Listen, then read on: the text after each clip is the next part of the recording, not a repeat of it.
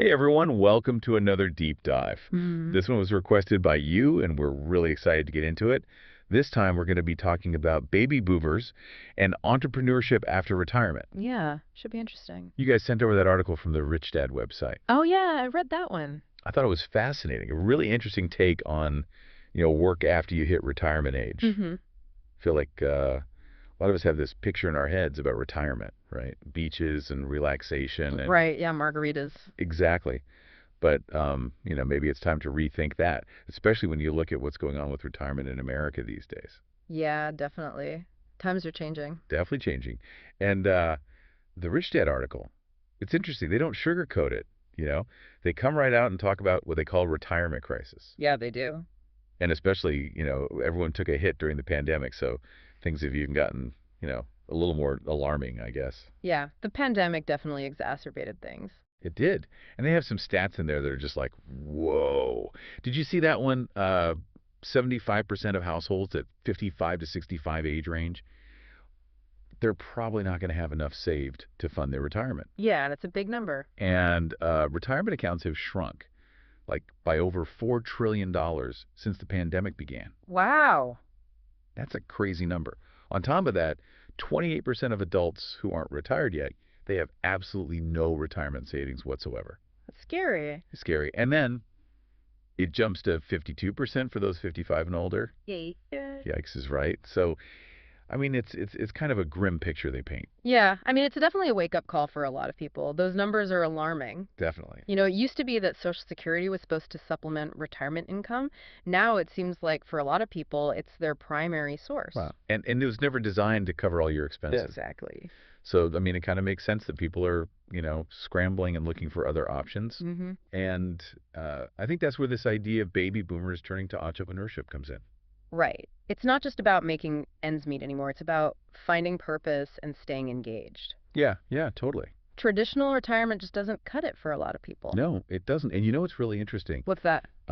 This stat I saw from the Kauffman Foundation, uh, boomers are twice as likely as millennials to start businesses. Really? That's surprising. Yeah, I know. Like, that was not the stereotype I had in my head at all. I don't know about you, but No, not at all. I would have thought it'd be the other way around. yeah, for sure. Hmm. I wonder what's driving that trend. What do you think? You know what I was thinking? I was thinking experience. Boomers, they've been working for decades. That's true. They've seen like all the ups and downs of the economy. You got the knowledge. They've got the knowledge, they built networks, they Mhm. they know how to navigate the business world. That's got to be a huge advantage, right? Oh, absolutely. Especially compared to someone who's just starting out, fresh out of college. For sure. So it's like not just about having a good idea, it's about knowing how to make it actually work. Exactly. Yeah. Yeah, It's about execution. that makes a lot of sense. Yeah. And Rich Dad, they had some really good points about that. They were saying it's not just about experience, it's about specific strengths that boomers tend to have that really make them successful entrepreneurs. I am listening.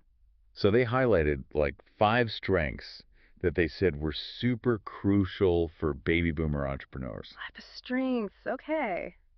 I'm intrigued. I know, right? I was like, okay, let's unpack these. Let's hear it. So the first one, you ready for this? Hit me. They call it thick skin. Thick skin. Okay. And they were talking about how, starting a business, it's hard. You're going to face rejection. You're going to get Might criticized, be tough. and you can't let it derail you. So it's about resilience. Mm-hmm. Being able to bounce back. Yeah, being able to bounce back from all those setbacks. What do you think about that one? Yeah, no, I agree. That's huge. You can't take everything personally. Totally. Okay, so then they have constant connection as the second one. Constant connection. Interesting. Yeah, so it's interesting because they're saying, the business world's changing all the time. Technology's evolving faster than ever. That's the truth. It's like you got to be plugged in. All the time. You got to stay informed and Mhm. and adapt quickly. Like you're always on when it's your own business. No more clocking out at 5 o'clock. No, for sure. It's a different ballgame. All right, what about the third strength? Okay, I'm ready for number 3. Okay, this one's interesting. No constant praise. No constant praise. That's different.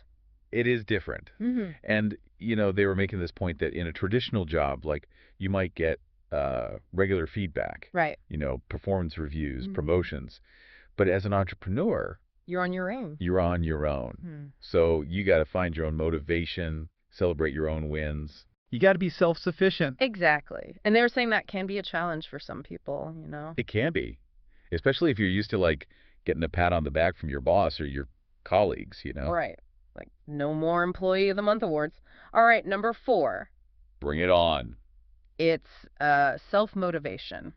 Oh, that makes sense. Yeah. It goes hand in hand with the last one. Yeah, it totally does. You know, you're your own boss, so you got to be disciplined. Set your own schedule, your own deadlines, hold yourself accountable. Not everyone can do that. No, not everyone. And then the final one, number 5, Okay, last one. wearing multiple hats. Oh, yeah, that's a classic. Isn't it? Especially when you're first starting out. You know, you're doing everything, marketing, sales, customer service, The whole 9 yards. the whole 9 yards. You got to be comfortable learning new skills and just, jumping in wherever you're needed. Be a jack of all trades. Exactly. It's a one-man show, At least in the beginning, yeah. at least in the beginning. I don't know. What do you think? I think those strengths are spot on. I mean, they're all so important. Yeah. If you want to be a successful entrepreneur, especially as a baby boomer, you got to have those qualities. For sure, for sure.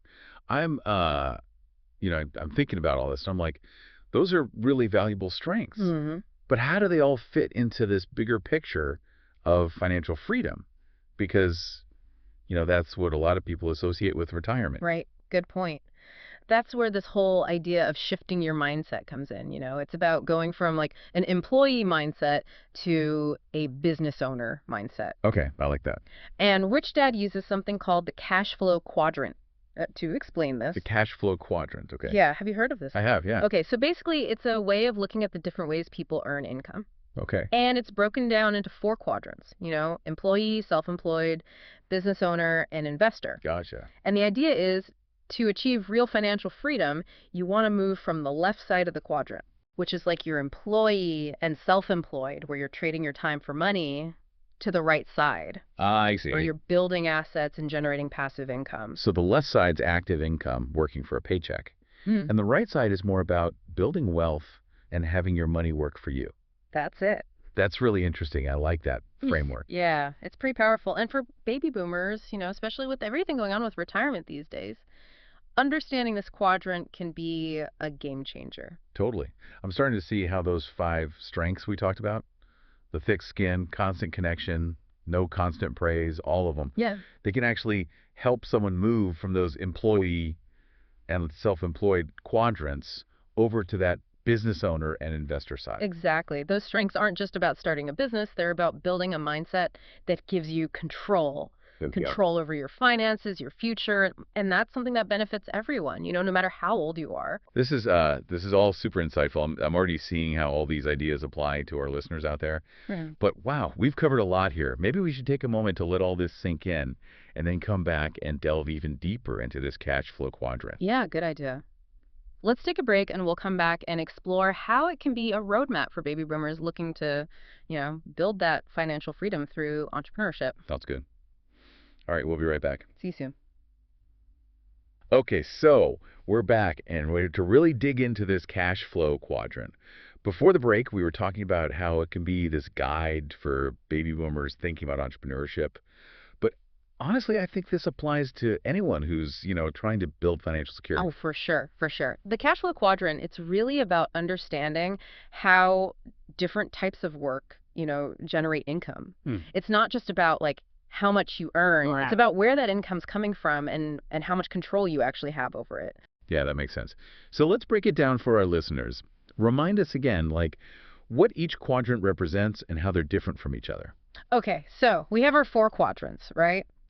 Employee, self-employed, business owner, and investor. Right. And each one, it represents a different way of generating income, and they each have their own pluses and minuses. Gotcha. So let's start with employee. I feel like that's where most people start their working lives, right? Totally, yeah. As an employee, you're basically trading your time and your skills for a paycheck. You work for someone else's company, you got to follow their rules, their systems. Right. There's like a certain level of security there and predictability. Yeah. But you're also limited. You don't have as much control over your income potential. So stability, but maybe not as much freedom or flexibility. Yeah, exactly. Okay, what about self-employed? How is that different from being an employee?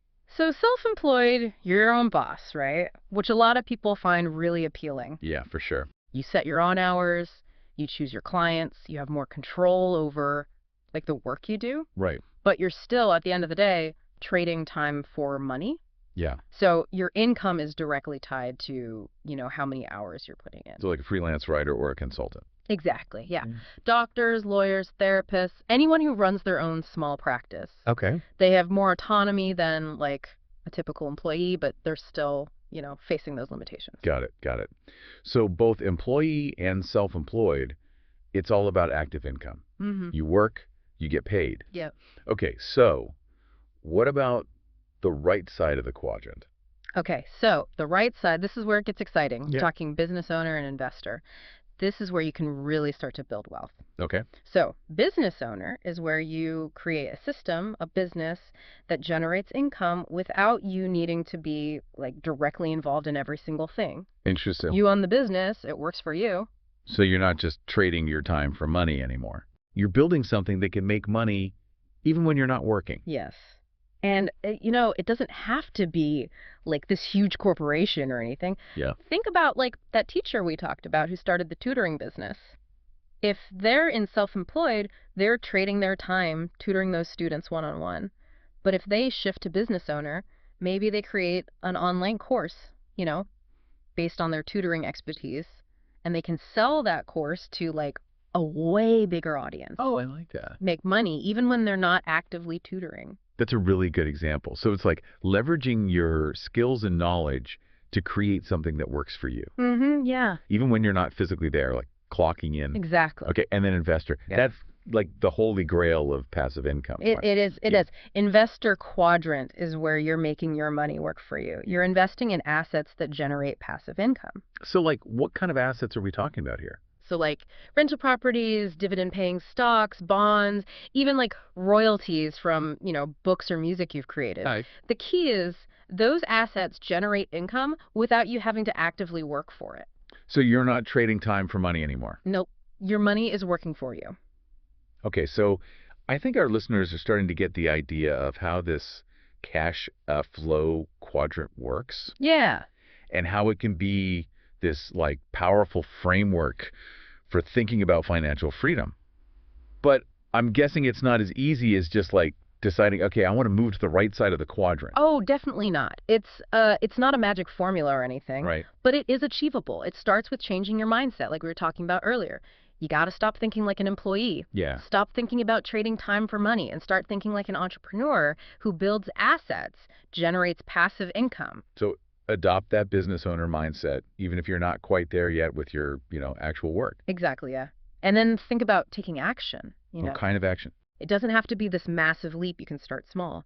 Maybe it's launching a side hustle, investing in a rental property, or even just educating yourself about different investment strategies. Okay, so it's about those first steps, even if they're small, and building momentum from there. That's it. The journey to financial freedom, it's a marathon, not a sprint. I love that. This is all super insightful, and I think it's really empowering our listeners to see how they can, take control of their financial future, especially as they're thinking about retirement.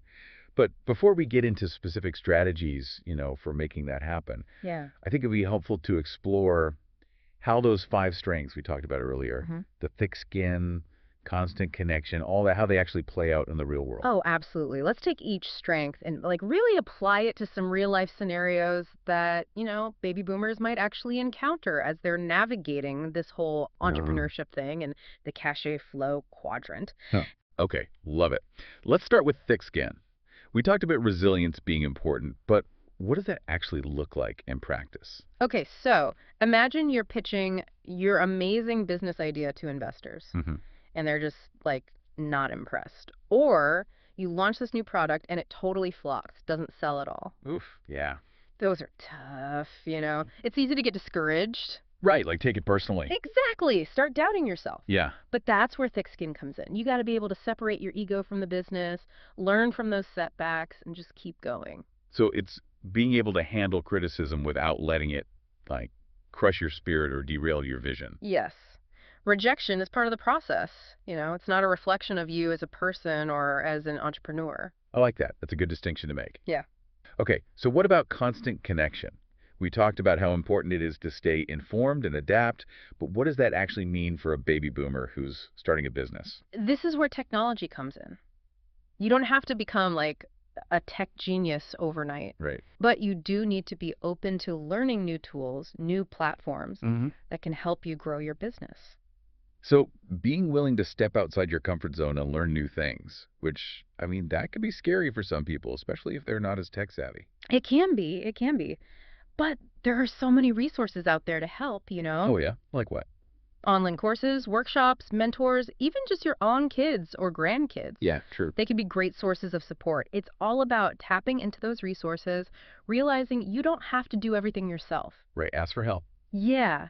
And the benefits of staying connected, they're huge. You can reach a wider audience, stay ahead of the trends, find new opportunities, So many possibilities when you're connected, yeah. for sure. Okay, let's tackle the next strength, no constant praise. Mm. We talked about finding that intrinsic motivation, but how does that play out in real life, when you're an entrepreneur? Okay, so think about transitioning from a traditional job to running your own business. You don't have that boss patting you on the back anymore. No colleagues offering daily encouragement. That can be tough. It can be a big adjustment, especially if you're used to that kind of external validation. Yeah, for sure. But I guess it forces you to look inward a little bit more. Exactly. It's an opportunity to discover what truly motivates you, what makes you do your best.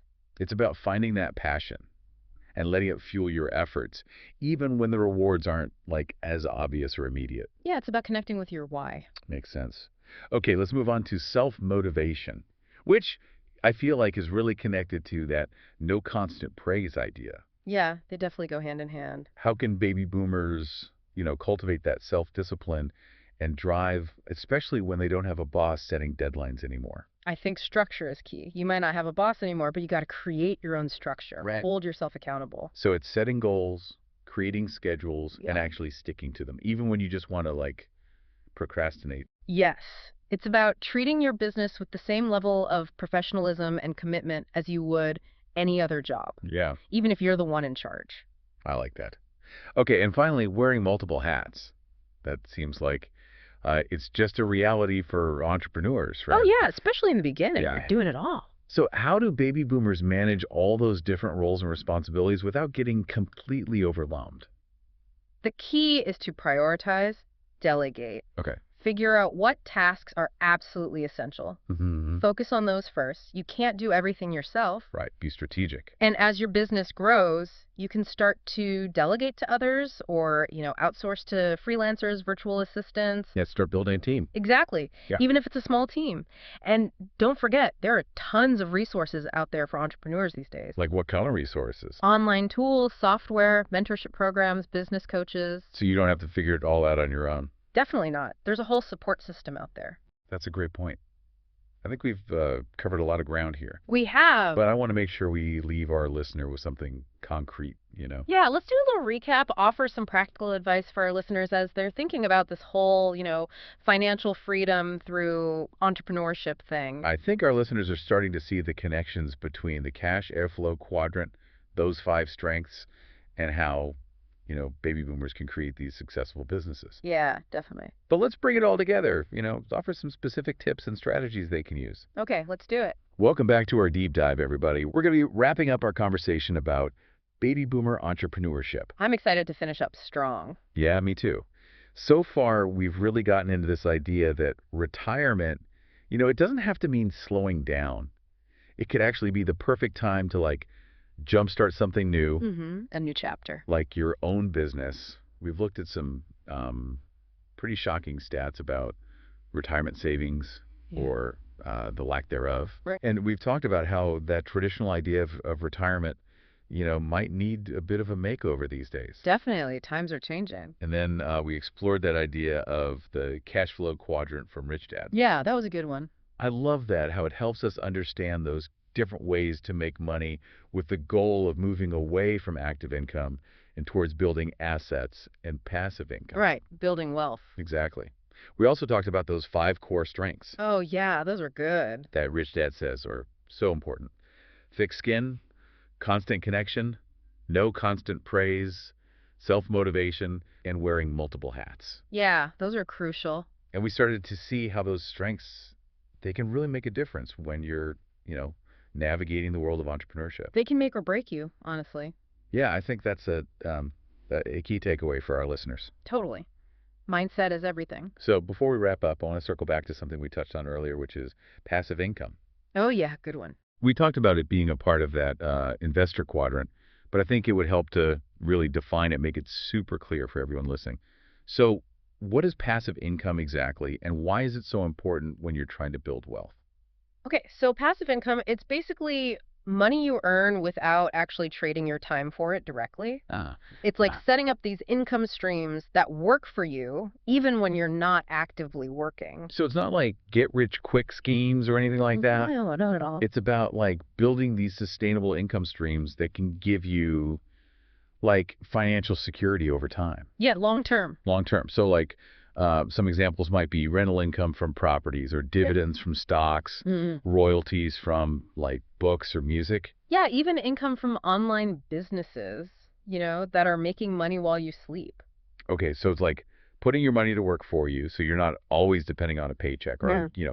limited by how many hours you can work. Exactly. That's why it's so powerful for building wealth and reaching financial freedom. It's breaking free from that, trading time for money cycle. Okay, so Hmm. that makes sense.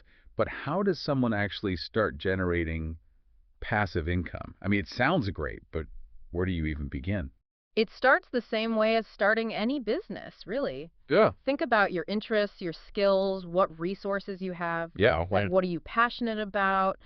What do you know a lot about? Mm-hmm. Those are great starting points for brainstorming passive income ideas. Okay, so maybe you're really good at real estate, or you love investing, or maybe you're super creative and can write a book or create digital products.